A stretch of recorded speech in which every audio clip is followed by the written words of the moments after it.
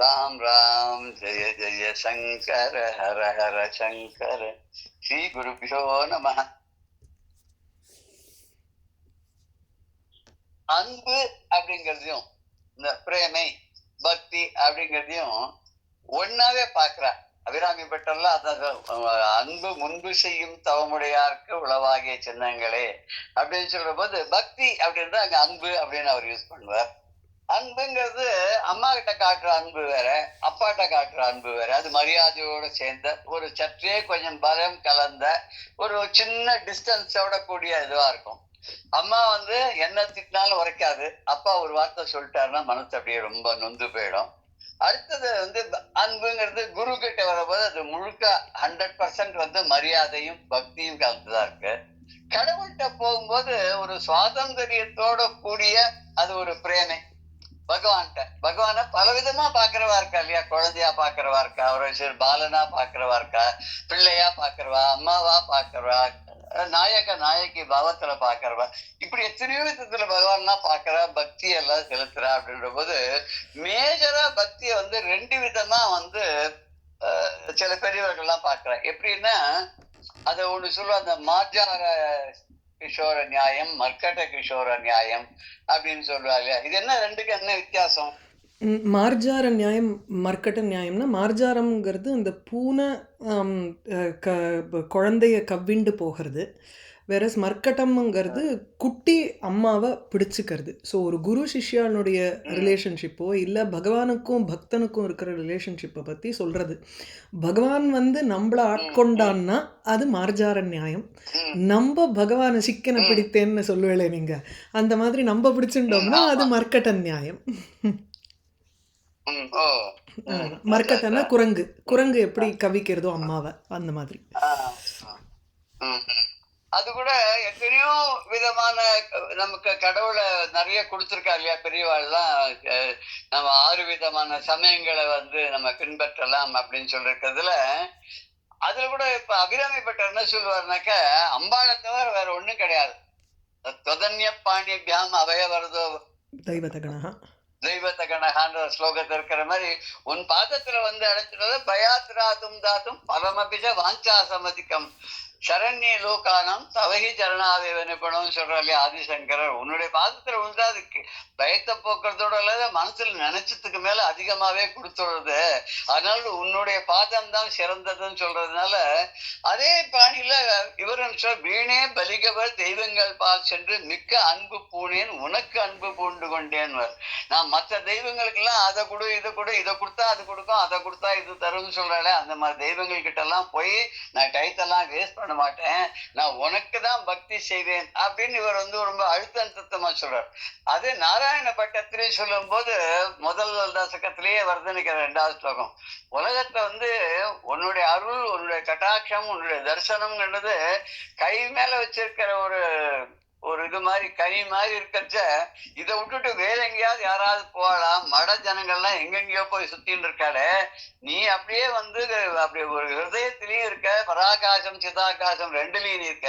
இந்த குருவாயூர் புரியில நீ ரொம்ப அழகா ஜோதி ஸ்வரூபமா ரொம்ப அழகா பிரகாசிக்கிறியே, வேளைக்கு விதவிதமான தரிசனத்தை கொடுத்துட்டு இருக்கு. இதை விட்டுட்டு வேற எங்கேயாவது மற்ற ஜனங்கள் எல்லா இடத்துக்கும் போறாளே, அது மாதிரி போவேலாம். நான் போவே மாட்டேன், வயம் தூன்னு ஆரம்பிக்கிறேன். நாம கண்டிப்பா நாங்க போக மாட்டோம், உன்னை விட்டுட்டு வேற எங்கேயுமே போக மாட்டோம் அப்படிங்கிற இதுல பட்டத்திரி இந்த மார்ஜார நியாயம் மர்க்கட்ட நியாயத்தை வரும்போது இந்த மர்க்கட்ட நியாயம்ன்றது குட்டி அம்மாவை கெட்டியமா பிடிச்சிக்கமா, நானும் யானுனை தொடர்ந்து சிக்கனை பிடித்தேன் இங்கு நீ எழுந்தருள்வது அப்படின்னு சொல்லுவேன். உன்னை நான் கெட்டியமா பிடிச்சுட்டேன், நீ எங்க போயிடுவேன்? அப்ப குரங்கு குட்டியை அம்மாவை கெட்டியமா பிடிச்சிக்கிறது. அந்த அம்மா எங்கேயும் அங்கேயும் தாவி போனா கூட அந்த குட்டி கீழே விழாது. ஆனா அந்த குட்டி தவறி போய் கையை விட்டு கீழே வந்துட்டோன்னா அம்மா அதை கேரே பண்ணாது. உனக்கு என்ன இவ்வளவு அஜாக்கிரதை, போய் தொலை போயிட்டே இருக்குமா.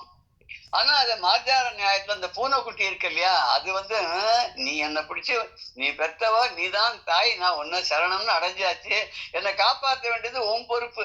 பூனை 9 தடவை குட்டி இடம் மாத்துமா, பயத்தினால யாராவது குழந்தைக்கு ஏதாவது பண்ணிடக்கூடாதுன்னு சொல்லிட்டு 9 தடவை அந்த குட்டியை மாத்தும் அப்படின்னு சொல்லுவா. அப்ப இது கவலையப்பட்டுக்கிறது இல்ல. நம்மளை காப்பாற்ற வேண்டியது அம்மாவோட அதே மாதிரி கடவுள் அவருடைய சொந்தம், நாம அவருடைய பொருள், அவருக்கே உடையவனாக இருக்கும். அதனால இந்த சுவாமி ஆகிய உடையவனாகிய அந்த கடவுளுக்கு நம்மளை காப்பாற்றுறது காக்க கடன் உனக்கு கந்தவேலா அப்படின்னு ஒரு ரெட்டிப்பட்டி சுவாமிகள் ஒருத்தர் எழுதுக. என்னை காப்பாற்றுறது உனக்கு கடமையா, நீ செய்யலன்னா அப்புறம் வேற யார் செய்வா அப்படிங்கிற மாதிரி. இவர் எப்படின்னா இன்னும் கொஞ்சம் ஒருபடி மேல போய் நன்றே வருகணும் தீதையை விளைகணும் நான் அறிவது ஒன்றே இல்லை.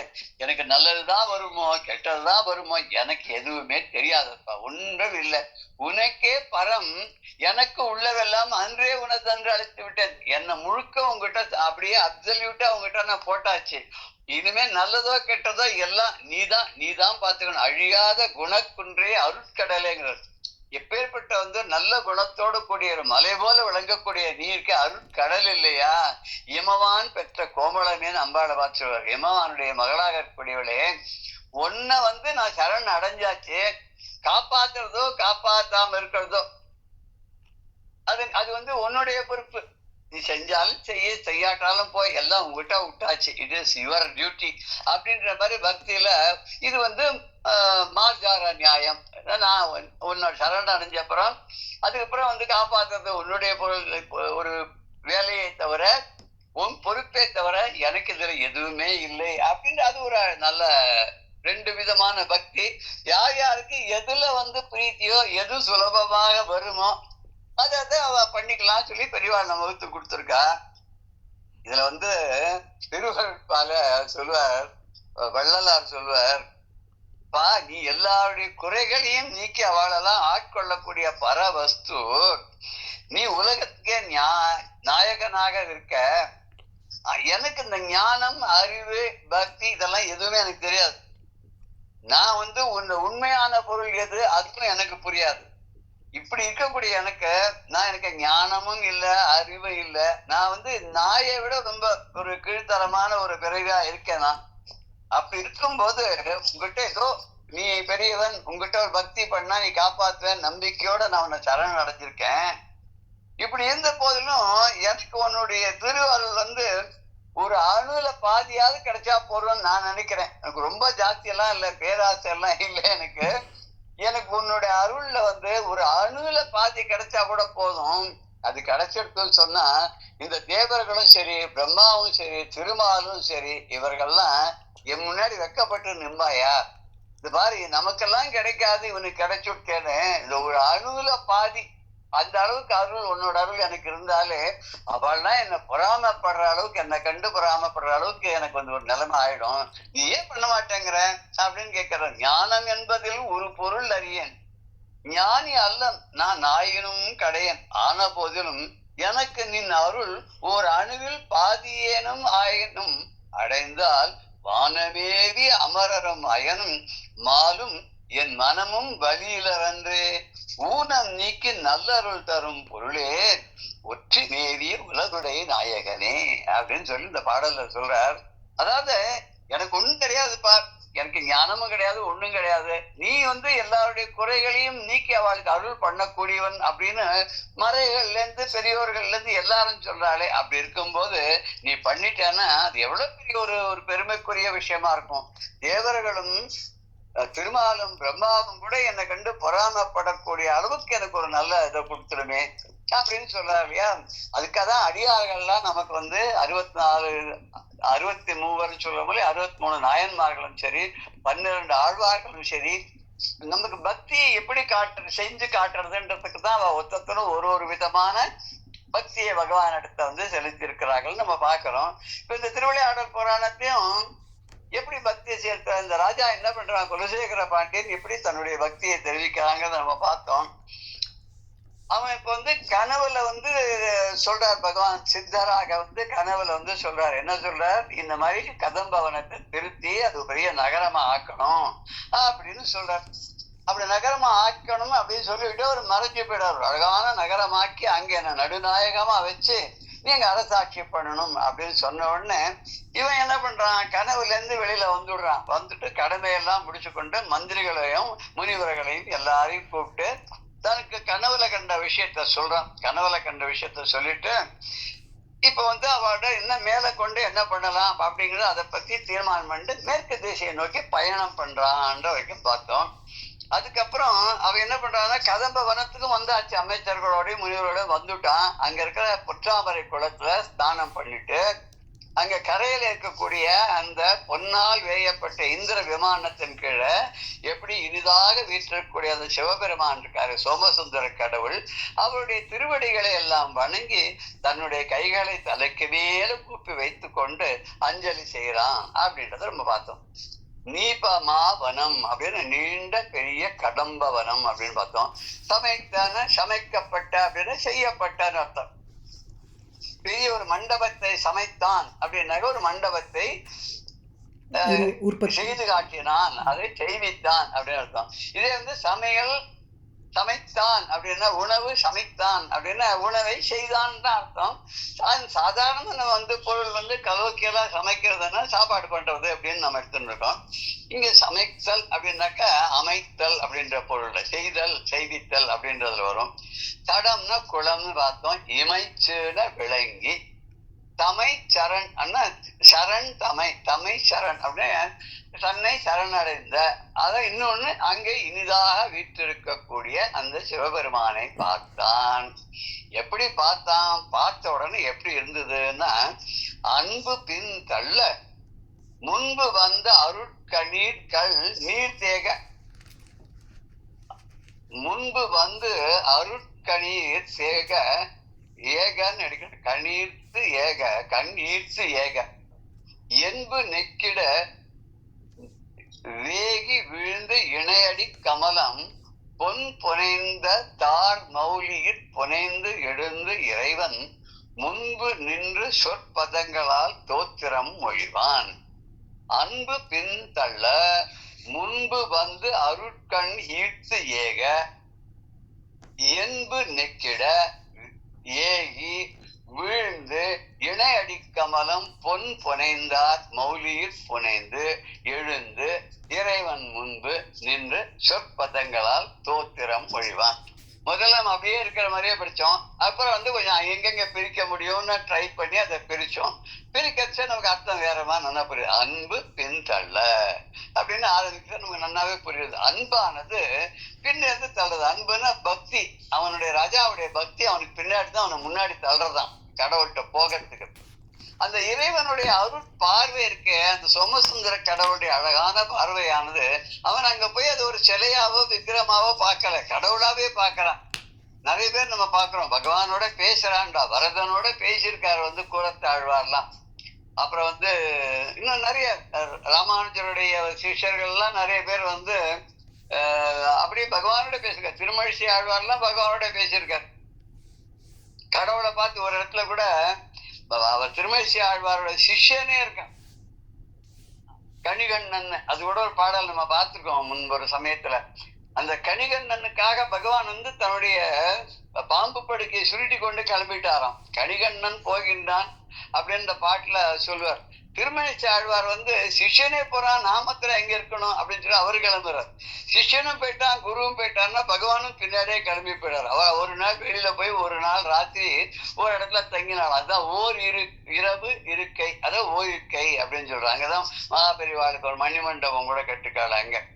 இங்க இவனுடைய அன்பானது என்ன பண்றது, பக்தியானது பின்னாடி தள்ளுறது, முன்ன தள்ளுறது. அந்த இறைவனுடைய அருட்பார்வை கடவுளாவே பாக்குறான் பிரத்யட்சமா. அந்த பகவான் அங்க பார்க்கும்போது அது முன்னாடி இழுக்கிறதான். பின்னாடின்னு ஒண்ணு தள்ள, முன்னாடின்னு ஒண்ணு இழுக்கிறது.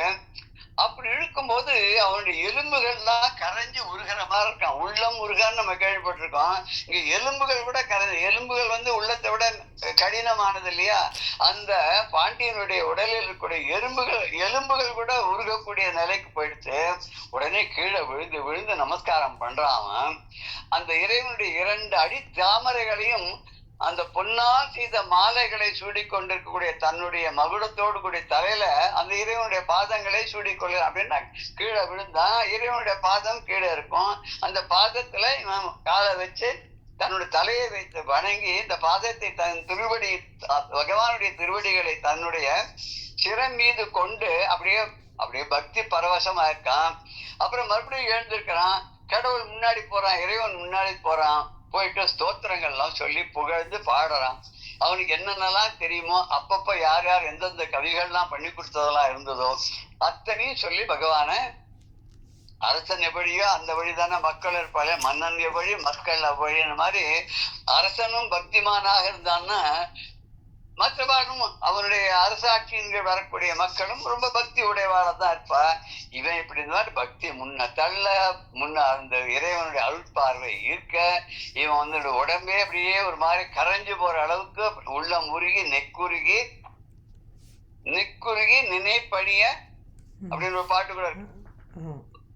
வரம் தருவாயின்னு ஒரு பாட்டு கூட இருக்குல்ல, நெக்குருகி நினைப்பணிய கல் நெஞ்சனுக்கு அருள்வாயின்னு ஒரு பாட்டு எங்கேயோ இருக்கு. அதாவது நெக்கு உருக அப்படின்னு சொன்னாக்க அப்படியே உள்ளம் உருக, அப்படியே உள்ளம் கரைய எலும்புகள்லாம் கூட உருகி போற அளவுக்கு அந்த இறைவனுடைய தாளை வணங்கி அவனுடைய திருவடிகளை தன்னுடைய தலைமையில் கொண்டு தலைமையில் வைத்துக் கொண்டு மறுபடியும் மறுபடியும் மறுபடியும் விழுந்து விழுந்து நமஸ்காரம் பண்றான். நம்ம பார்த்துருவோம் சில கோயில்ல சில பேர் போனா அவ வேட்டின்ட்டு ஒரு அடி அப்படி நமஸ்காரம் பண்ணிட்டு பிரதட்சணம் பண்ணுவோம், அடிக்கு ஒரு நமஸ்காரம் பண்ணி பிரதட்சணம் பண்ணுவோம், அடி பிரதட்சணம் அப்படின்னு சொல்லி. சில பேர் வந்து அங்க பிரதட்சணம் உருண்டு உருண்டு சுவாமியை வலம் வருவா. ஒரு சில பேர் ஒரு அடிக்க நமஸ்காரம், ஒரு அடி அளந்து அளந்து நமஸ்காரம் பண்ணுவோம். இப்படி பலவிதமான திசைகளுக்கு வணக்கம் பண்ணுறது. அது மாதிரி இவனு விழுந்து வந்து சுவாமியை வணங்குறான். வணங்கி எழுந்த ஸ்தோத்திரங்கள்லாம் பண்றான்னு இந்த பாடல் சொல்லு. அன்பு பின் தள்ள, அன்பானது பின்னாடி இருந்து தள்ள, முன்பு வந்து முன்னாடி வந்து அருட்கண் ஈர்த்து ஏக, அவன் பகவானுடைய அருள் மிகுந்த கண்களானது இழுக்க இவன் முன்னாடி செல்றான். என்பு நெக்கிட, அவனுடைய எலும்புகள் எல்லாம் உருகிடும் அளவுக்கு கரைந்திடும் அளவுக்கு ஏகி முன்னே சென்று விழுந்து கீழே விழுந்து இணை அடி கமலம் இரண்டு திருவடிகளையும் பொன் பொனைந்த தார் மௌலி, தலையில பொன்னாலான மகுடம் சூட்டின்னு இருக்கான், அது மேல புஷ்பங்கள்லாம் வேற அதை சுத்தின்னு இருக்கான். அந்த தலையில அவன் என்ன பண்றான், அந்த திருவடிகளை வைத்து புனைந்து எழுந்து மறுபடியும் எழுந்துக்கிறான். இறைவன் முன்பு திருப்பியும் கடவுள் முன்னாடி நின்று சொற்பதங்களால் அழகான ஸ்தோத்திரங்கள்னாலே ஸ்தோத்திரம் மொழிவான். அவரை ஈஸ்வரனை இறைவனை புகழ்ந்து பாடுவான், ஸ்தோத்திரங்கள் எல்லாம் செய்வான். அருட்கண்ண அருட்பார்வை. என்பு எலும்புங்கிறதுல சுருக்கம் என்புங்கிறது. நெக்கிடன நெக்குருகி அப்படின்ற நெக்கிடன உருகிடன்னு அர்த்தம், உள்ளம் உருகிட. மௌலின முடி, சந்திர மௌலின்னு சொல்ல மகுடம் முடி அப்படின்ற முடிங்கிறது வந்து இங்க சிவனுக்கு வந்து மகுடம் அப்படின்னு சொல்லும் போது ஜடாமுடி அப்படின்னு சொல்லலாம். அரசனுக்கு முடின்னு சொல்லும் போது அவனுக்கு மகுடம் அப்படின்னு சொல்றதா இந்த இடத்துல கரெக்டா இருக்கும். ஒரு அரசனுக்கு பேர் கூட நெடுமுடி கிள்ளி அப்படின்னு பேரு. நெடுமுடி கிள்ளி அப்படின்னு அது ஒரு ராஜாவை இருந்தான். அவன் என்ன பண்ணுவான் அப்படின்னாக்க எல்லா ராஜாக்களையும் வென்று, அந்த வார்த்தையை வந்து நம்ம அர்ஜுனனு கூட சொல்லலாம், எல்லா ராஜாக்களையும் வென்று அவருடைய மகுடத்தெல்லாம் ஒரே சரத்துல அம்புல கோச்செடுத்துன்னு வந்தான்னு சொல்லுவார் ராஜஸ்வ யாகம் பண்ணும்போது தர்மபுத்தருக்கா. அது மாதிரி இந்த ராஜா வந்து பாண்டியன் அப்படி எல்லா அரசர்களையும் வென்று அவர்களுடைய முடியை மகுடத்தை எல்லாம் எடுத்துக்கொண்டு வந்து விட்டான். ஆனால் நெடுமுடி கிள்ளி, தலையில கிள்ளி எடுத்துன்னு வந்துட்டான் அந்த மகுடத்தை, நெடுமுடி கிள்ளி அப்படின்னு சொல்லுவான். இந்த ஸ்தோத்திரங்கள்லாம் பண்றான் இந்த பாடல்ல பார்த்தோம்.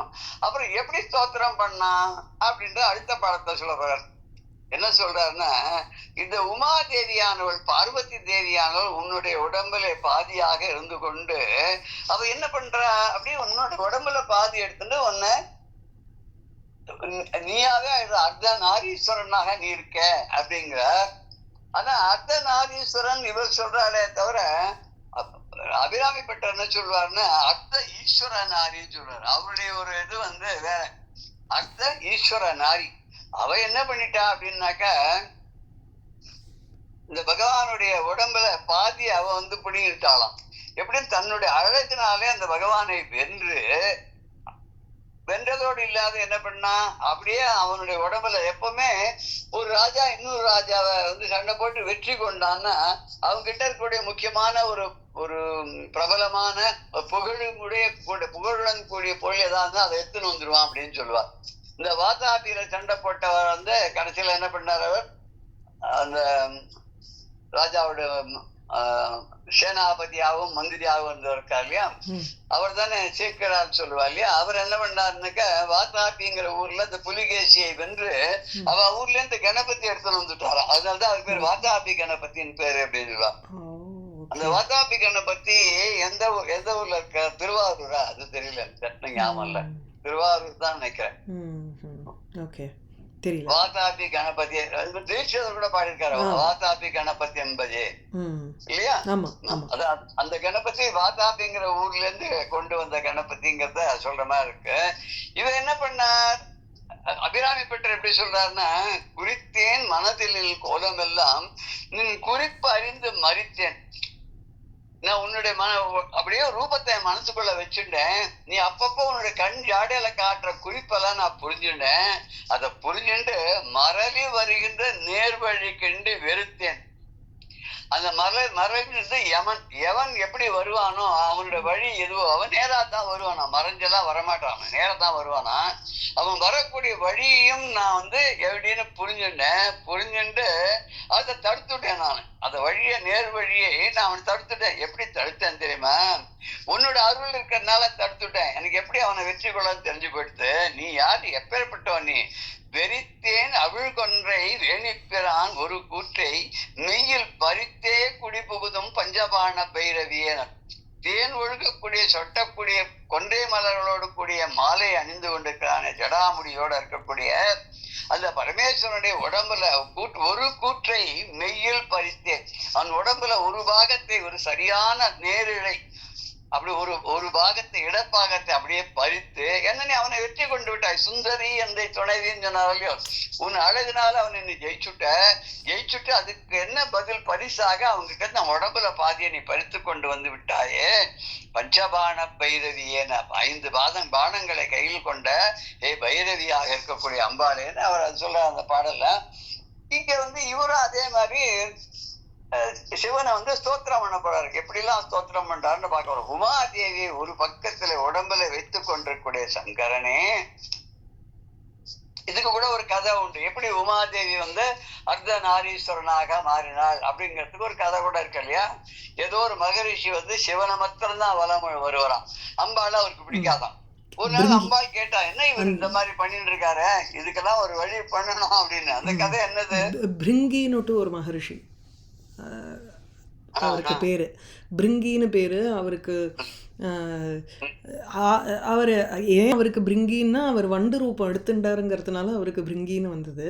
அதாவது அம்பாளும் சிவனை மாத்திரம் ஸ்தோத்திரம் பண்ணுறவர், அம்பாளும் கூட இருக்கா, என்னையும் ஏன் இது பண்ண மாட்டேங்கிறான்னு ஒரே ரூபமாக இப்போ எப்படி அர்த்தநாரீஸ்வரனாக ஆகும் பொழுது எப்படி சிவனை மாத்திரம் வணங்க முடியும் அப்படின்ன உடனே அவர் வண்டு ரூபம் எடுத்து அந்த அர்த்தநாரி ஸ்வரூபத்துக்குள்ள தொலைச்சுண்டு அப்படி சிவனை மாத்திரம் அவர் இது பண்ணுறாராம். அதனால அம்பாளுக்கு கோபம் அவரை பாதியாக வெட்டுறா. அதனால தான் அது பிருங்கியினுடைய ஒரு உருவம் நம்ம ஸ்டாச்சு எல்லாம் கோவிலில் பார்க்கும்பொழுது 3 காலோட இருக்கிற மாதிரி இருக்கும். 6 கால் ரொம்ப மெலிஞ்சு இருக்கிற மாதிரியும் 3 காலோட இருக்கிற ஒரு உருவமா நமக்கு அந்த பிருங்கி மகர்ஷி இருக்கார் அப்படின்னு. அதுக்கப்புறம் தப்பு மன்னிப்பு கேட்டுன்றதுனாலதான் அவருக்கு அந்த மாதிரி ஒரு உருவத்தை கொடுத்து அம்பாள் உயிர்ப்பிக்கிறான் இருக்கு. அந்த பிருங்கி மணிவர் ரொம்ப கொஞ்சம் டூ மச்சா இல்ல இந்த மாதிரி பண்றது. அந்த அளவுக்கு அவளுக்கு பகவானுக்கும் மேல ஒரு ஈகோ அவளுக்கு இருந்திருக்கு. பகவானையே கட்டுப்படுத்துற அளவுக்கு ஒரு ஈகோ இருந்திருக்கு. அந்த அர்த்தநாரீஸ்வரர் கோலம் திருச்செங்கோடுங்கிற ஊர்ல இருக்குன்னு சொல்லுவான். சேலம், தர்மபுரி அந்த இலங்கை அங்கதான் இருக்குன்னு நினைக்கிறேன். திருச்செங்கோடுங்கிற ஊர்ல சுவாமி அர்த்தநாரீஸ்வரரா இருக்காருன்னு சொல்லுவான். பார்த்தது இல்ல, சொல்ல கேள்வி. இவர் சொல்றாரு, உமைய ஒரு பாகத்திலே வைத்துக் கொண்டிருக்கக்கூடிய சங்கரனே, உனக்கு வணக்கம், உனக்கு நமஸ்காரம். உன்னுடைய சரணங்கள் சரணம். முதல்ல சரணம் பாதங்கள், சரணங்கிறது அடைக்கலம் புகுந்தேன், வணக்கம். அப்புறம் ரொம்ப மங்களமான ரூபத்தை உடைய ஒரு தனி முதல்வனாக கூடிய, எல்லோருக்கும் மூத்தவனாக கூடியவன், ஆதி முதல் கடவுளாக மூலப்பொருளாக இருக்கக்கூடியவனே உனக்கு வணக்கம். மந்திரங்களின் வடிவாக இருக்கக்கூடிய சதாசிவமூர்த்தியே உனக்கும் வணக்கம். தேவர்களுக்கெல்லாம் தலைவனாக இருக்கக்கூடியவனே உனக்கு வணக்கம். உயிர்களுக்கெல்லாம் தலைவனே உனக்கு வணக்கம். நம்ம இது ஏதோ ஒரு இதுல கூட நமஸ்தே நமஸ்தே நமஸ்தே ஷியாமலா தண்டகம் இல்லையா, இதுல உண்டு அபராஜிதா ஸ்தோத்திரம்னு தேவி மகாத்மியத்துல நமஸ்தஸ்யை நமஸ்தஸ்யை நமஸ்தஸ்யை நமோ நமஹான்னு. அது தேவி மகாத்மியத்துல 4வது அத்தியாயமோ ஏதோ ஒரு சாப்டர் ஒன்று ஃபுல்லா அதுல வரும். அபராஜிதா ஸ்தோத்திரம்னு அதுக்கு தனியா எடுத்து சொல்றது. அதுல யா தேவி சர்வபூதேஷு சக்தி ரூபேண சம்சிதா நமஸ்தஸ்யே நமஸ்தஸ்தி நமஸ்தஸ்யே நமோ நமஹ. அப்படி அது ஒரு 15-20 வரும் இல்லையா வரிசையா. அத்தனை ரூபமாவும் அம்பாள் இருக்கிறதாகவும் அது அவளுக்கு நமஸ்காரம் சொல்ற மாதிரி. இங்கே இவர் இப்படி பலவிதமான ஒரு 5-6 முறை சின்ன பாடலா இருக்கு. நம்ம தினமே அது எல்லாரும் சொல்லக்கூடிய ஸ்தோத்திரமாவே இந்த பாடல் அமைஞ்சிருக்கு. இப்படி உமாதேவி ஒரு பாகத்தில் கொண்ட உனக்கு நமஸ்காரம். மங்கள சுரூபமா சிவன்னா மங்களம் தானே, சிவா அப்படின்னு ஆண்பால் ஆயிடுது, சிவா அண்ண பெண்பால் ஆயிடுது. அதனால சிவாயை நமஹ சிவாய நமஹ இல்லையா, அப்படி வரும்போது ஆண்பால் பெண்பால். ஆமா, இங்க அந்த சங்கரனுக்கு நமஸ்காரம். மங்கள வடிவமாக இருக்கக்கூடிய சிவஸ்வரூபமாக இருக்கக்கூடிய உனக்கு நமஸ்காரம். மந்திரங்களின் மந்திர யந்திர தந்திர ஸ்வரூபிணியாக இருக்கக்கூடியவள் சொல்ற மாதிரி இங்க சிவனையும் மந்திர ரூபமாக இருக்கக்கூடிய உனக்கு வணக்கம். சதாசிவமூர்த்தியே வணக்கம். தேவர்களின் தலைவனே வணக்கம். உயிர்களுக்கெல்லாம் தலைவனே வணக்கம்னு பலவிதமா வணக்கம் சொல்றார். சரண மங்கையோர் பங்கு உரை சங்கரனார் சங்கர சரணம். சரண மங்கையோர் பங்கு உரை சங்கர சரணம். சரண மங்களமாகிய தனி முதல் சரணம். சரண மந்திர வடிவாம் சதா சிவம் சரணம். சரணமும் சரணமும் சரணம் சரணம் உம்பர்க்கு நாயக பசுபதி சரணம்.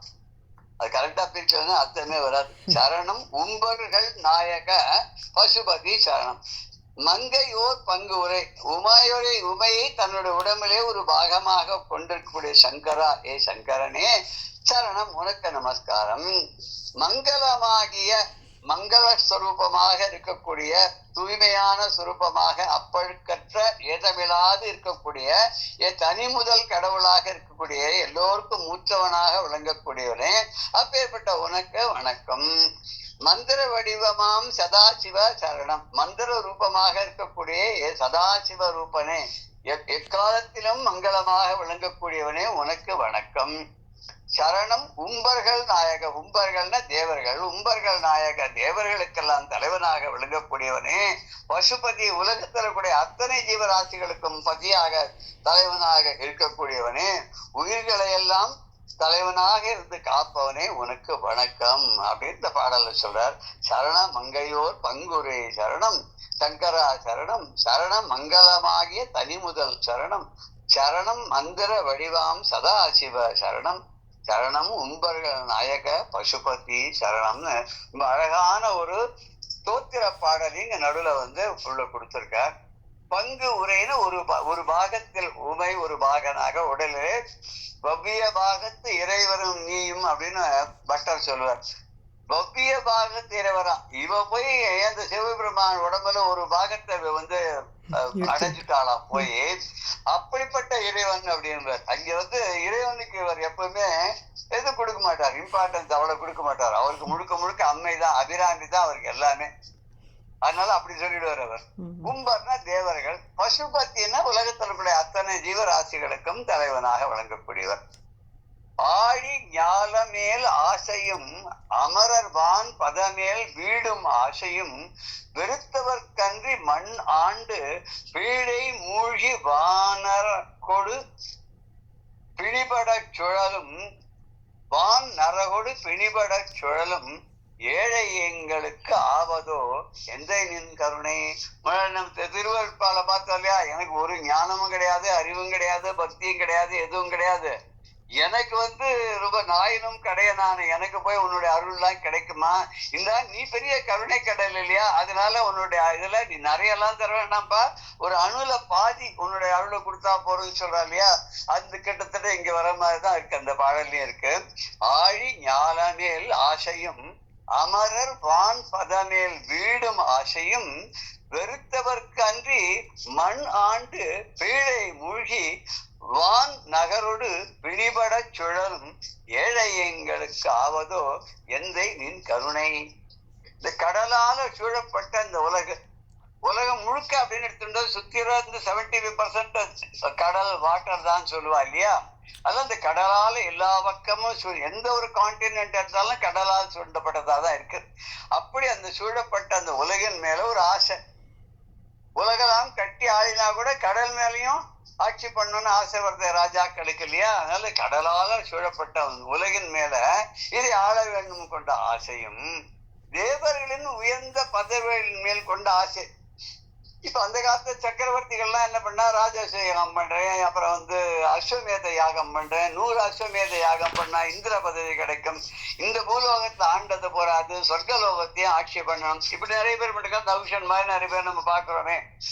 அப்படி பதவி மேல இந்த உலகை ஆளக்கூடிய ஆசையோடு வானுலகத்தையும் ஆள வேண்டும்ங்கிற பதவி ஆசைகள் மேல கொண்ட அப்படி ஒரு ஆசையை விட்டு ஆசை கடலில் அகப்பட்டு அருளுக்கு அந்த கங்கை பாசத்தில் அல்லல் பட இருந்தேனேன்னு சொல்லுவார் அபிராமி பட்டர்.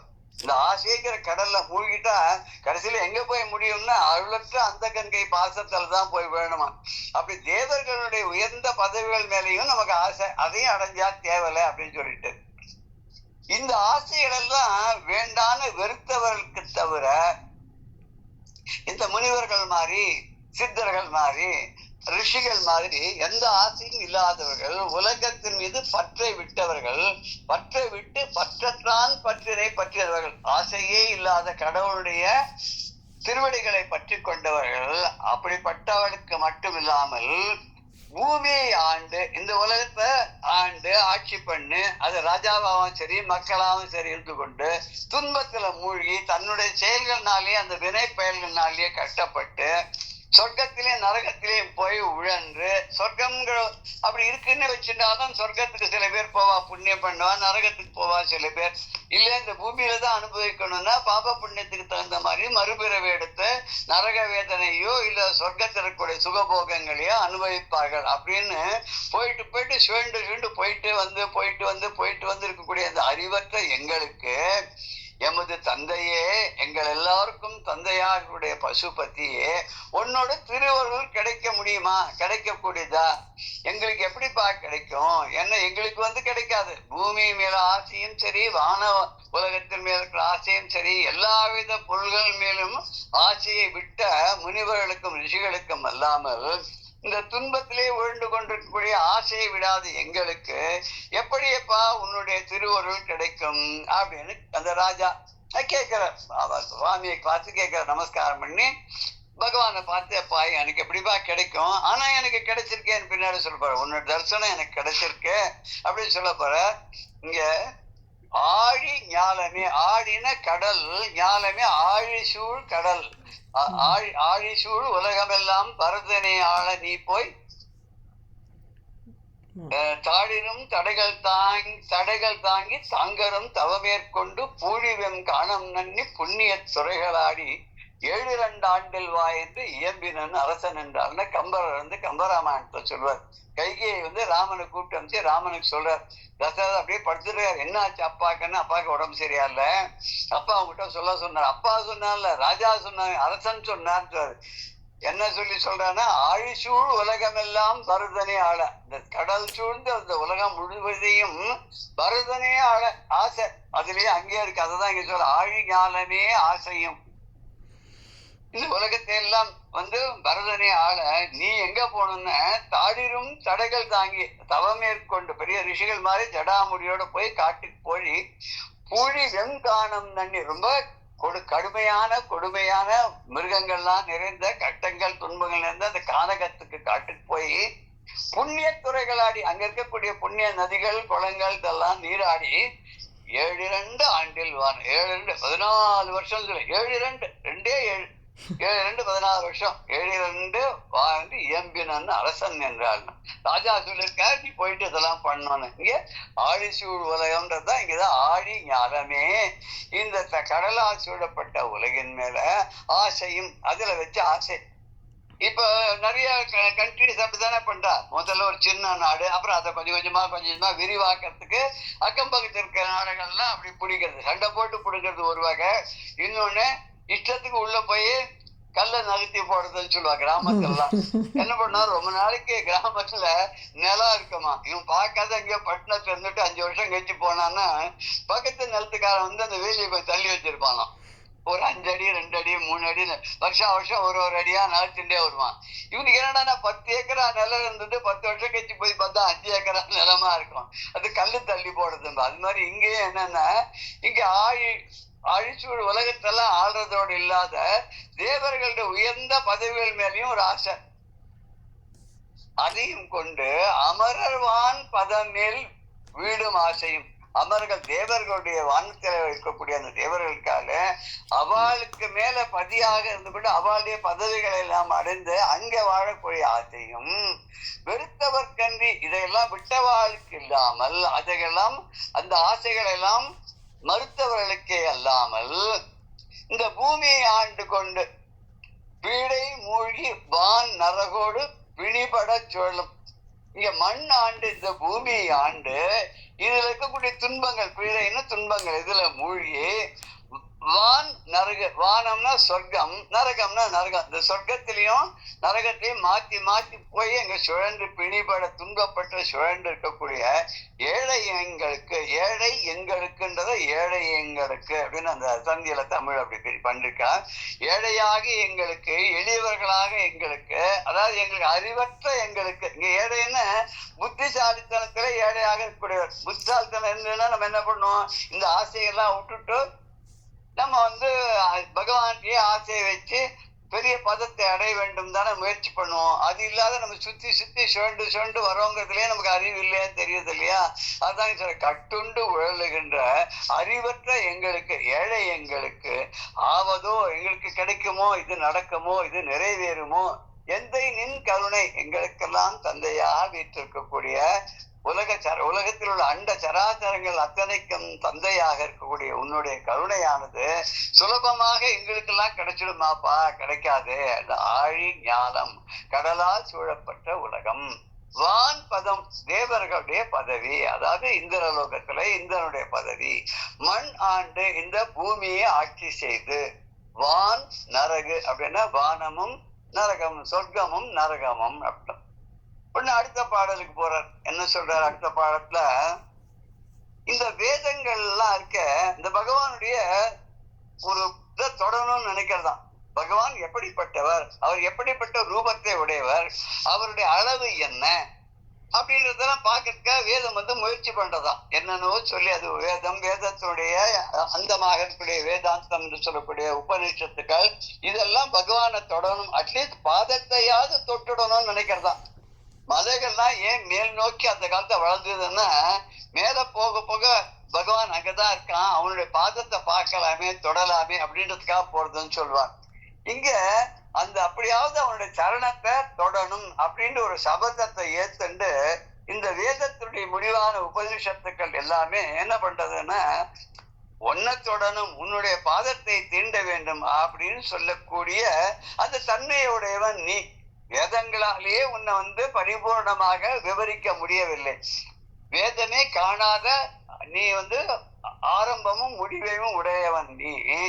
அப்பேற்பட்ட உனக்கு நாங்கள் வந்து ஒரு பரிபூர்ணமான ஒரு சரண்டரோ அன்போ செய்யக்கூடியவர்கள் அல்ல. எங்களுக்கு வந்து ஏதோ நாங்க அப்படி பொழுதுபோக்க எப்ப முடியாதோ அப்பதான் நம்ம வந்து உன்னை தொழுவோம். இந்த ஒரு கதை கூட சொல்லுவார். நாரதர் வந்து நாராயணா சொல்லிட்டு போன போது, என்ன நாராயணா ரொம்ப சந்தோஷமா என்ன நாரதா ரொம்ப சந்தோஷமா வந்திருக்கே நாராயணன் கேட்டாராம். அவருக்கு உடனே சொன்னாராம், இந்த உலகத்திலேயே உண்மை எப்போதும் நினைத்து கொண்டிருக்கக்கூடிய பேர் எனக்கு தானே கிடைச்சிருக்கு, அப்ப நான் தானே சிறந்த பக்தன், உங்களோட பக்தன், அதை நினைச்சு சந்தோஷப்பட்டேன் நான். உடனே நாரதர் என்ன பண்ணாராம், நாராயணர் என்ன பண்ணாரோ, ஒரு ஒரு தங்க கிண்ணத்தை கையில கொடுத்து அது நிறைய எண்ணெயை ரொப்பி இது அப்படியே எடுத்துன்னு ஒரு சொட்டு கூட கீழே செஞ்சாத பூமியை சுத்திட்டு வாங்கினாராம். சரி இவர் என்ன பண்ணா கையில வாங்கிட்டார். ரொம்ப கர்மசத்தையே அந்த கையில எண்ணெயை வச்சுட்டு ஒரு சொட்டு கூட கீழே சிந்தாம பூமி அப்படியே போய் ஒரு அளவு ஒரு தடவை சுத்திட்டு வந்துட்டு எண்ணெயை திருப்பி கொடுத்தாராம். இப்ப உடனே சொன்னாராம் நாராயணன், நீ பூலோகத்துக்கு போ, அங்க ஒரு கிராமம் இருக்கு, அந்த கிராமத்துல ஒரு ஏழை குடியானவன் இருக்கான், அவனை 24 மணி நேரம் வாட்ச் பண்ணிட்டு வாங்கினாராம். சரி இவர் என்னத்துக்கு சொல்றாரு புரியல, நேரம் பூலோகத்துக்கு போயிட்டார். அங்க போயிட்டு பார்த்தா அந்த குடியானவனை பார்த்தார். அவனை பார்த்தவொடனே அவன் காத்தால 4 மணிக்கு எழுந்தான், குளிச்சான், கொஞ்சம் திருநீர் கொஞ்சம் இட்டுனான், முன்னாடி போய் நின்னான். சிவா நாராயணா நாராயணா 2 தடவை சொன்னான். ஏரெல்லாம் தூக்கி தோல்ல வச்சிருந்தான். உடனே 2 மாட்டையும் கையால பிடிச்சிருந்தான். வயலுக்கு கிளம்பிட்டான். வயலுக்கு கிளம்பினா காத்தாலேருந்து சூரிய ஆஸ்தமன வரைக்கும் வயல்ல வேலையெல்லாம் செஞ்சுட்டு திருப்பி வந்தான், குளிச்சான், மறுபடியும் அந்த திருநீர் இட்டுனான். அந்த நாராயணன் முன்னாடி போயிருந்தான். நாராயணா, இன்னைக்கு பொழுது நல்லபடியா ஆச்சு, காத்தால போகும்போது கேட்டு எனக்கு நல்லபடியா நாள் இருக்கணுமேனு நீ நல்லபடியா வச்ச, இப்போ எனக்கு நாள் நல்லா இருக்கணும் நான் கேட்டேன், நீ நல்லபடியா வச்சுக்க, நாளைய பொழுதும் நல்லபடியா இருக்கணும் நாராயணா நாராயணம்னா. சரி போனா, சாப்பிட்டான், படுத்தான், தூங்கிவிட்டான். இவர் திருப்பி வந்துட்டார் அடுத்த நாள் காத்தால. என்ன பாத்தியா அவன் என்ன பண்ணான்? அவன் காத்தால 2 தடவை நாராயணான்னு சொன்னான், சாயங்காலம் 2 தடவை நாராயணான்னு சொன்னான். அவள் தானே, வேற என்ன அப்படின்னு அவர் சொன்னாராம். நீ காத்தாலேருந்து சாயங்காலம் வரைக்கும் ராத்திரி வரைக்கும் அவனை பார்த்தியே, இத்தனை வேலை அவனுக்கு எவ்வளவு வேலை இருந்தது, அத்தனை வேலையிலையும் அவன் நாராயணான்னு சொன்னான். நீ இந்த எண்ணெய் கிண்ணத்தை எடுத்துன்னு போய் உலகத்தை சுத்தின்னு எத்தனை தடவை நாராயணான்னு சொன்னேன். ஐயா, ஒரு சொட்டு தண்ணி கூட எண்ணெய் கூட கீழே சிந்தக்கூடாதுன்னு சொன்னேன் நீங்க. ஆமா, அப்ப உன்னோட கவனம் எல்லாம் எங்க இருந்தது? எண்ணெயில தானே இருந்தது. ஆனா அவன் பாரு, அத்தனை கட்டத்திலையும் காத்தாலையும் நாராயணான்னா, சாயங்காலையும் நாராயணா நாராயணான்னா. இப்ப யார் சிறந்த பக்தன் அப்படின்னு கேட்டாராம். அது மாதிரி இங்க இவர் என்ன சொல்றாருன்னா, நாங்க உன்னை பத்தி நினைக்கிறதே கிடையாதுப்பா, நாங்க நரகத்துல கட்டுண்டு எப்படிதான் இருக்கோம். எனக்கு எப்படிப்பா உன்னுடைய ஒரு இது கிடைக்கும்? வேதங்களாலேயே உன்னை புரிஞ்சுக்க முடியல, உபநிஷத்துக்களாலேயே உன்னை இன்னும் கண்டறிய முடியல. உன்னை மகரிஷிகளும் சரி, ஞானிகளும் சரி, முனிவர்களும் சரி, அவளால கூட உன்னை பத்தி பரிபூர்ணமாக உணர்ந்து நீ இப்படிப்பட்டவன் தான் அப்படின்னு நிர்ணயம் பண்ண முடியல.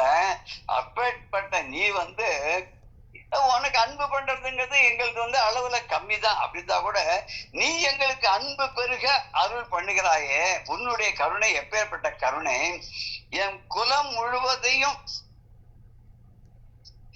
நான் உனக்கு அர்ப்பணம் பண்ணணும். அப்படி அர்ப்பணம் பண்ணு, நீ எங்களை ஆட்கொள்ள வேண்டும். அதுக்காகத்தான் நீ என்னுடைய இந்த பாண்டிய நாட்டில இந்த கதம்பவனத்துல எழுந்தருளி இருக்கிறாய் போல இருக்கிறது. எங்களோட குலம் முழுவதையும் நீ ஏவல் கொண்டு ஆளுற, எங்க குலத்தை நீ ஆளணும்னு இந்த திருவனந்தபுரத்தை சொல்வா. அவன் ராஜாக்கள் எல்லாம் பத்மநாப தாசன் அப்படின்னு தான் பேர் வச்சுப்பாளாம். இந்த திருநாள் அந்த திருநாள்லாம் இருக்கு இல்லையா, சுவாதி திருநாள், சித்திரை திருநாள், அப்புறம் இன்னும் நிறைய இருக்கா இல்லையா, அவள்லாம் என்னன்னாக்கா மூலம் திருநாள்லாம் இருப்பா. அப்ப கடவுளுடைய தாசர்கள் ஒரு வாழ் வச்சுட்டு அதை கடவுள்கிட்ட வச்சு எடுத்து கொண்டு வச்சுட்டு ஆட்சி பண்ணுவாராம். ஆட்சி பண்றது முழுக்க கடவுளுடைய ஒரு அடியாளாக, ஏவலாளாக இருந்து கொண்டு, தாசனாக, பிரித்தியனாக இருந்து கொண்டு இந்த நாட்டை ஆழ்வாராம். நாடு யாரோடது? அதனாலதான் இன்னைக்கும் சொல்லுவா கேரளத்தை த லேண்ட் ஆஃப் காட்னு சொல்லுவா.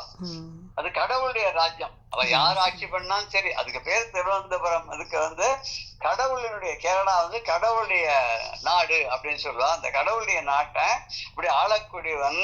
அப்படி நீ எங்களெல்லாம் ஆளக்கூடியவனாக விளங்குகின்றாய். எங்களை ஆட்கொள்வதற்காகவும் எங்களை ஆட்சி செய்வதற்காகவும் எங்களுக்கு நல்லருள் புரிவதற்காகவும் நாங்கள் தகுதியற்றவர்களாக இருந்தாலும் கூட எங்களுக்கு அருள் பண்ண வேண்டும் அப்படிங்கிற எண்ணத்துல தான் நீ இந்த பாண்டிய நாட்டுல, இந்த கதம்ப வனத்துல, இந்த பொற்றாமரை குளத்தின் கரையில இப்படி நீ வீற்றிருக்காய்ங்கிறது எனக்கு படுறது இதுதானே அப்படின்னு கேட்கிற. வேதங்களாலும் உபநிஷத்துக்களாலும் காண முடியாத, கண்டறிய முடியாத, இன்னும் சொல்லனா அயனாலும் ஹரியாலும் கூட உன்னை அடிமுடி காண முடியாத நிலையில அப்படி ஆகாசத்துக்கும் பூமியும் நீ சுடர் ஒளியாக நின்றாய. அப்பேற்பட்ட உன்னை அன்பற்றவர்களாக இருக்கக்கூடிய நான் எங்களால எப்படிப்பா உன்னை இது பண்ண முடியும்? ஆனா நீ கருணையோட எங்களுக்கு கூட நீ அருள் பண்றியே, உன் அருளை பத்தி நீ என்ன அருள் எதென்று சொல்லுவதே என்பார் அபிராமி பெற்றார். அதுமாதிரி உன்னுடைய கருணையை உன்னுடைய அருளை நாங்கள் எப்படி சொல்றது? எங்களை ஆட்கொள்வதற்காகவே, எங்களை ஆட்சி புரிவதற்காகவே, எங்களுக்கு நல்லருள் புரிவதற்காகவே நீ இந்த பூமியில பாண்டி நாட்டை எடுத்துண்டு அங்க இருக்கக்கூடிய இந்த கதம்ப வனத்துல பொற்றாமரை குளத்தின் கரையிலே நிவித்திருந்து எங்களுக்கெல்லாம் நீ அருள் பாலிக்கிறாய் அப்படின்னு தான் எனக்கு தோன்றுது. இது சரியான இந்த பாட்டுல 494வது பாட்டுல சொல்ல போறார். இந்த பாடலையும் இந்த பாடலுடைய கருத்துக்களையும் பத உரையும் நம்ம வருகிற செஷன்ல, அடுத்த செஷன்ல விரிவாக பார்க்கலாம். ஜெய ஜெய சங்கர, ஹர ஹர சங்கர, ஸ்ரீ குருபியோ நமः. ராம் ராம்.